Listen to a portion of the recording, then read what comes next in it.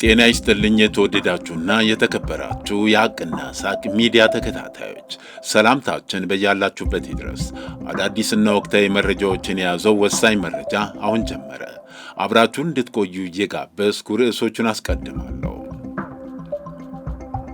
በትግራይ ክልል የሚንቀሳቀሱ የፖለቲካ ፓርቲዎች የምርጫ ቦርድ ዕውቅና የነፈጋቸውን ጨምሮ ቁጥራቸው ከደርዘን በላይ እንደሆነ ተገለጸ። የገቢዎች ሚኒስቴር ልዩ መለያ ኮድ የሌለው ነባሩ የእጅ በእጅ ሽያጭ ደረሰኝ ከነገ ጥር 1 2018 ዓ.ም ጀምሮ ሥራ ላይ እንደማይውል ገለጸ። የነዳጅ ዋጋ በዓለም ገበያ እንደቀነሰ ተገለጸ። በፕሬዝዳንት ኢብራሂም ትራውሬ ላይ የታቀደው የግድያ ሴራ መክሸፉ ተገለጸ። የመብት ተሟጋቾች በኢራን በተቀሰቀሰ ተቃውሞ ቢያንስ 36 ሰዎች መገደላቸውን አስታወቁ። አሜሪካ ከ66 የተራድኦ ድርጅቶች ራሷን ማግለሏን አስታወቀች።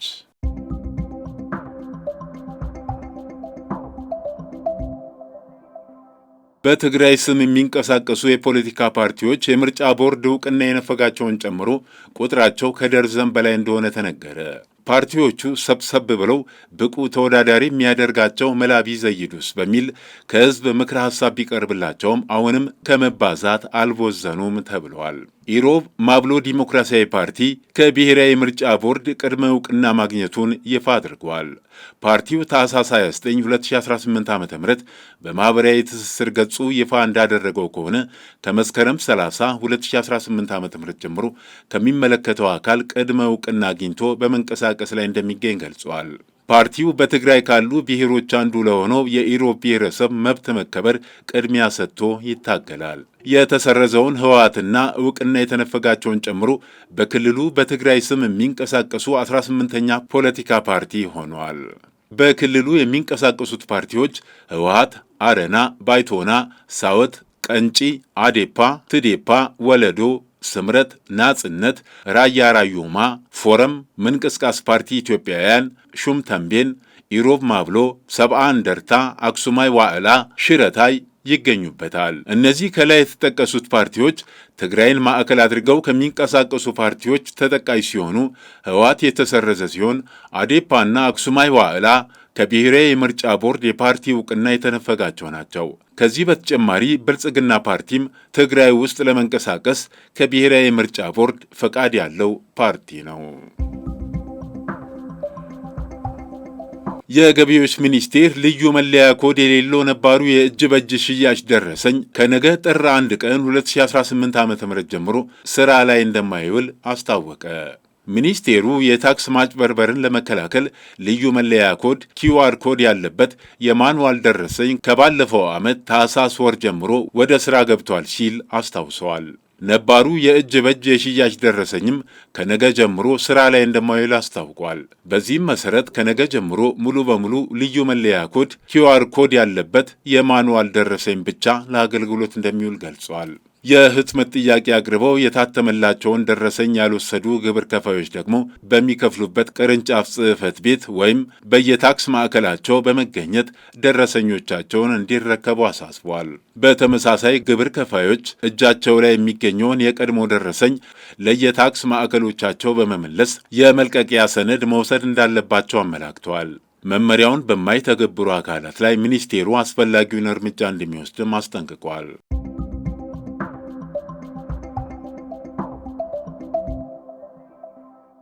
የነዳጅ ዋጋ በዓለም ደረጃ ዋጋው ቀነሰ። የአሜሪካው ፕሬዝዳንት ዶናልድ ትራምፕ ቬንዙዌላ ከ30 እስከ 50 ሚሊዮን በርሜል ድፍድፍ ነዳጅ ለአሜሪካ እንደምታቀርብ ማስታወቃቸውን ተከትሎ የዓለም የነዳጅ ዋጋ ከ1 በመቶ በላይ መቀነሱን ዘጋርዲያን ረቡዕ ዕለት ዘግቧል። ዓለም አቀፍ መለኪያ የሆነውን የብሬንት ድፍድፍ ነዳጅ ዋጋ ረቡዕ ዕለት ከአንድ በርሜል ከ60 በታች የወረደ ሲሆን የአሜሪካ ድፍድፍ ነዳጅ ደግሞ በ1.4 በመቶ ቀንሶ $56.44 ደርሷል። የአሜሪካው ጣልቃ ገብነት ቬንዙዌላ ወደ ቻይና የምታደርገውን የነዳጅ ኤክስፖርት ሊያቋርጥ ይችላል የሚል ስጋትም ፈጥረዋል። ይህቺ የላቲን አሜሪካ ሀገር ከምታመርተው ድፍድፍ ነዳጅ ውስጥ 80 በመቶ የሚሆነውን ወደ ቻይና ትልካለች። ይህም ቤጂንግ ለድፍድፍ ነዳጅ ከፍተኛ ዋጋ እንድትከፍል ሊያስገድዳትና ከዋይት ሀውስ ጋር ያለውን ውጥረት ሊያባብሰው ይችላል። የቻይና የውጭ ጉዳይ ሚኒስቴር ረቡዕ ዕለት በሰጠው መግለጫ ቬንዙዌላ በተፈጥሮ ሀብቷና በኢኮኖሚያዊ እንቅስቃሴዎቿ ላይ ሙሉና ቋሚ ሉዓላዊነት አላት ብለዋል። አክሎም አሜሪካ ነዳጁ ለእሷ እንዲሰጥ ያቀረበችው ጥያቄ ዓለም አቀፍ ሕግን የሚጥስ የቬንዙዌላን ሉዓላዊነት የሚጋፋና የቬንዙዌላን ሕዝብ መብት የሚጎዳ ነው ሲል ገልጿል። ቀደም ብሎ ትራምፕ ትሩስ ሶሻል በተሰኘው የማኅበራዊ ትስስር ገጻቸው ባሰፈሩት ጽሑፍ እንደ አሜሪካ ፕሬዝዳንትነቴ ይህ ገንዘብ ለቬንዙዌላና ለአሜሪካ ሕዝቦች ጥቅም እንዲውል እቆጣጠራለሁ። ይህ ነዳጅ በመርከብ ተጭኖ በቀጥታ በአሜሪካ ወደሚገኙ የመጫኛ ወደቦች ይመጣል ብለው ነበር።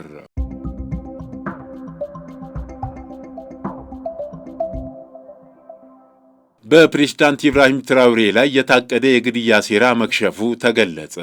የቡርኪና ፋሶ የደህንነት ሚኒስትር ማህማዱ ሳና እንደገለጹት ሴራው የተቀነባበረው እንደ አውሮፓውያን አቆጣጠር በ2022 በካፒቴን ትራውሬ አማካኝነት ከስልጣን በተወገዱት የቀድሞ የአገሪቱ መሪ ሌተና ኮሎኔል ፖል ሄንሪ ዳሚባ ነው።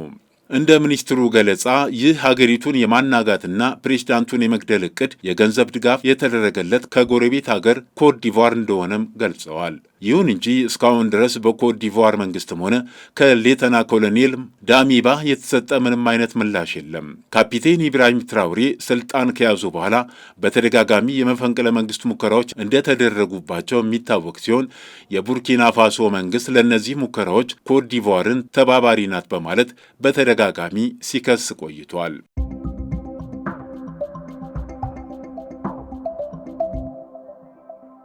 በኢራን በተቀሰቀሰ ተቃውሞ ቢያንስ 36 ሰዎች መገደላቸውን የመብት ተሟጋች ድርጅት አስታወቀ። በኢራን ባለፉት 10 ቀናት በተካሄደው የተቃውሞ ሰልፍ ቢያንስ 36 ሰዎች መሞታቸውን የሰብአዊ መብት ተሟጋች ድርጅቱ አስታውቋል።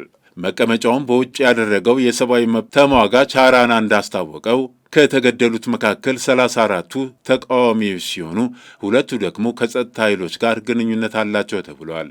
የኢራን ባለሥልጣናት የሟቾቹን ቁጥር ይፋ ባያደርጉም 3 የጸጥታ አካላት ግን መገደላቸውን ተናግረዋል። ቢቢሲ ፐርሺያን እስካሁን የ20 ሰዎች ሞትና ማንነት ተረጋግጧል ብለዋል።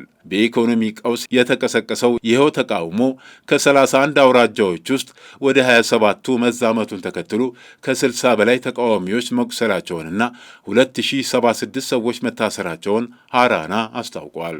ማክሰኞ ማምሻውን የኢራን ከፊል መንግስታዊ ሚዲያ እንደዘገበው ከቅርብ ቀናት ወዲህ ሰፊ ህዝባዊ ተቃውሞ የተነሳ የጸጥታ ኃይሎች የኃይል እርምጃ በማሌክሻሂ ውስጥ ሁከት ፈጣሪዎች በጥይት ተመትተዋል ብለዋል።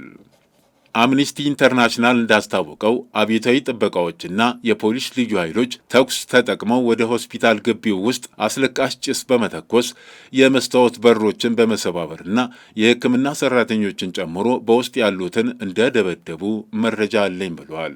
የዩናይትድ ስቴትስ ግዛት ዲፓርትመንት በኤክስ ላይ በፋርስ ቋንቋ ባሰፈረው መልእክት በሆስፒታሉ ላይ የተደረገውን ወረራ በሰብአዊነት ላይ ግልጽ የሆነ ወንጀል ሲል ጠርቶታል።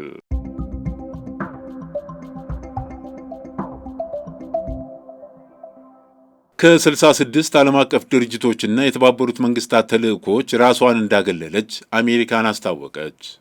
የአሜሪካው ፕሬዝዳንት ዶናልድ ትራምፕ ሀገራቸው በተባበሩት መንግስታት ድርጅት ዩኤን ስር ካሉ 31 ተቋማትና ከሌሎች 35 ዓለም አቀፍ ድርጅቶች በጠቅላላው ከ66 ተቋማት ራሷን እንድታገል የሚያዝ ፕሬዝዳንታዊ መመሪያ ረቡዕ ታህሳስ 26 2018 ዓ.ም ሌሊት በይፋ ፈርመዋል።